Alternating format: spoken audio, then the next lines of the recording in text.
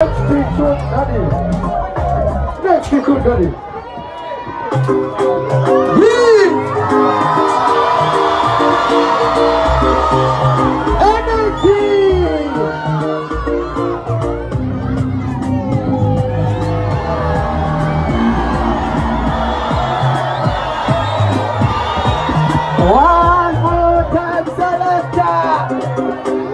I was saying no to drugs and eating.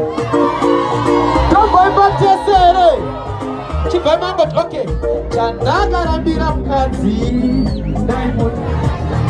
Ha, akazororo wande mende. Sha, nikataka kumuchiva. Hakuna. Wakati mesema kama bati varume, ati kode kuwa mentena. Hakuna.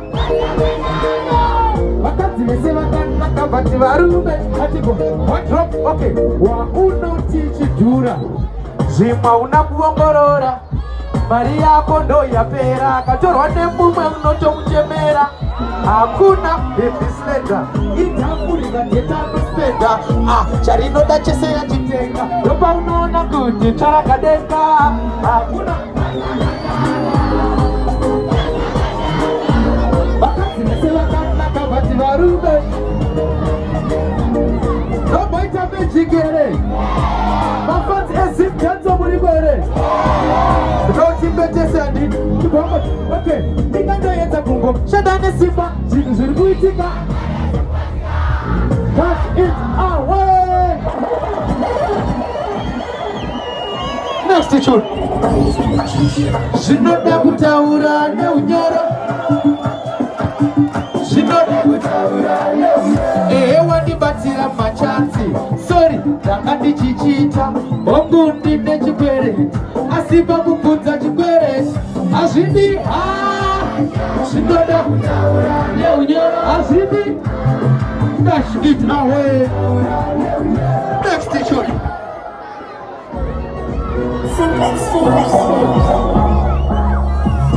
Pare mubata kwa solani.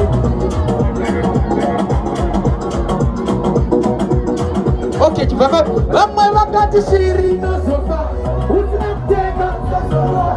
Kana watenga tutuza. Dirariza. Kata blok. Tinde. Nyanto zata dirariza. Shongo takwa wako pende kure. Itaure, batirese batepode kure sakatuke. Avatizile kuse. Sakina ina kupawa. Everybody. Okay. Yagu babu sinamkeza. Just it away. Hey.